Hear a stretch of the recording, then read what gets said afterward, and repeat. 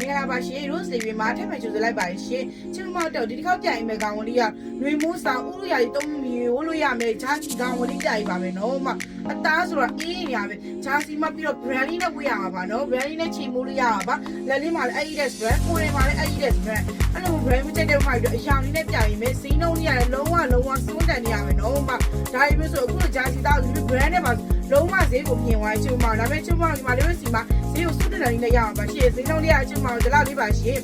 အရောင်လေးရတော့ဒီမှာပါရှေ့ဒါလေးက Adidas ကိုဖြည့်လေးပါ